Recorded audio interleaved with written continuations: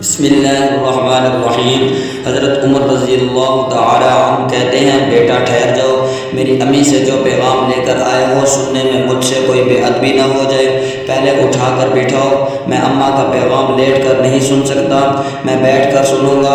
واہ عمر، تیرے ادب پر قربان جائیں۔ چنانچہ بٹھایا گیا۔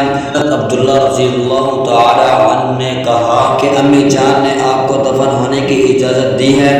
وہیں اسی حالت میں اونتے ہو گئے، سر سجدے میں رکھا اور کہا، تیرا اللہ تیرا شکر ہے، اس نعمت سے بڑھ کر کوئی نعمت نہیں کہ میں ساری زندگی میں آپ صلی اللہ علیہ وسلم کے پہلو میں رہوں۔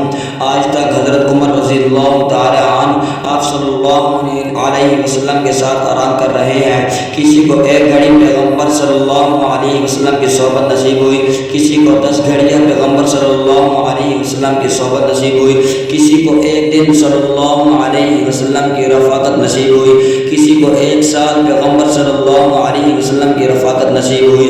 لیکن عمر رضی اللہ تعالی عنہ وہ انسان ہے، اور حضرت ابو بکر رضی اللہ تعالی عنہ وہ انسان ہیں جنہوں نے اپنی زندگی میں بھی حضور صلی اللہ علیہ وسلم کی صحبت اختیار کی، مرنے کے بعد بھی آج بھی آپ صلی اللہ علیہ وسلم کے پہلو میں ہیں۔